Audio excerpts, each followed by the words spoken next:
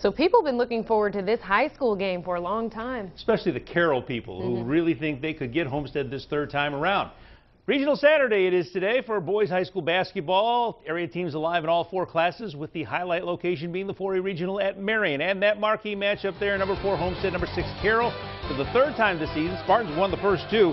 Carroll has a team picture around Caleb Swanigan, though. Biggie got 2 of his 18 here, but he sat a lot early with foul trouble. Then Kyle Mallis for Carroll goes out top for 2 of his 11 as Carroll clings to a 35-32 lead at the half. Carroll continuing to stay in front in the third. This is a 3 from the corner for Jacob Redding. He would finish with 13. A lot of blue around Biggie again, but Swanigan spins to the hole in the fourth to finish close all the way and tied at 57 when Jordan Geis hits his biggest shot as a Spartan from the baseline with 2.1 seconds left, and Homestead holds on for the 59-57 win. I couldn't step in the first half. I got an early foul in the second quarter. I didn't play not really much of the second quarter, and I knew the third quarter I had to set the tone to get my team into it. Definitely a fun game to play in, especially being down. They're a great team, and you got to give them a lot of credit. Proud of our kids being able to beat a fantastic team like this 3 times takes a lot of heart from our kids. And the Spartans now take on second-ranked Carmel in the final at Marion tonight at 8, and we will be there. 3A regional action at Hartford City. The leadoff act Dwenger and Hamilton Heights. The Saints are the underdogs, but that meant nothing lately. Joseph Veraco the early 3, and Dwenger has the lead. He had 9 in the game, but Hamilton Heights is going to get in front. 3 from the 15 from Hunter Chris. Going down there, Hounds up 2 at the half, up 3 after 3.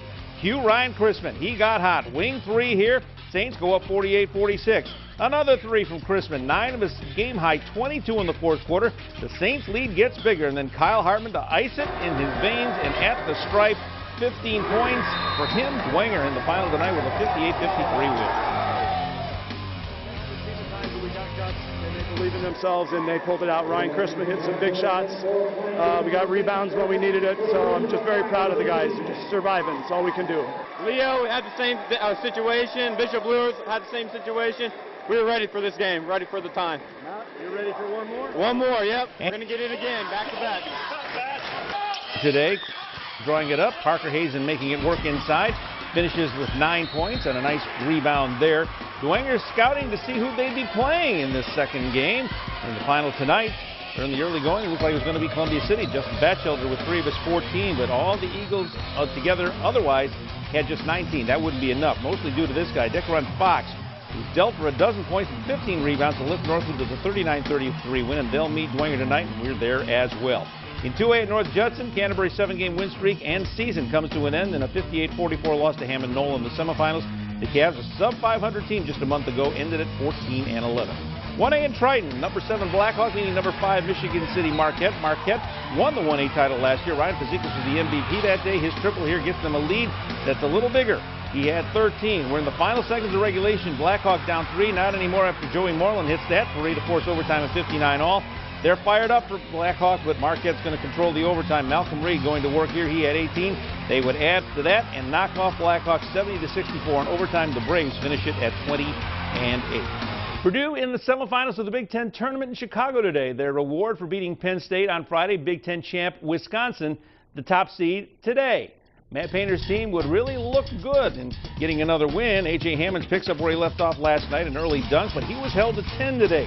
Big early weapon for Purdue, that's the freshman T.J. Thompson. Second 3 of the first half here for him. Had Purdue up 5 at the break. He would finish with 9, and then Wisconsin woke up and pounded the Boilers. Bronson Koenig, the go-ahead 3. He would finish with 19. Then Sam Decker gets it in transition on a breakout dunk. He'll finish with 15, and Wisconsin rolls to the 71-51 win into the final tomorrow. They will play Michigan State in that.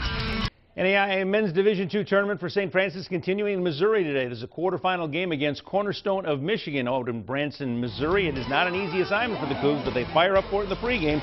Another good game for Austin Fox with 17. A great effort here in a second effort to get 2 of them inside. Then Kyle Sovine, who finished with 11, backs his man down and goes up with a lefty sweeping hook. Cougars led this one early.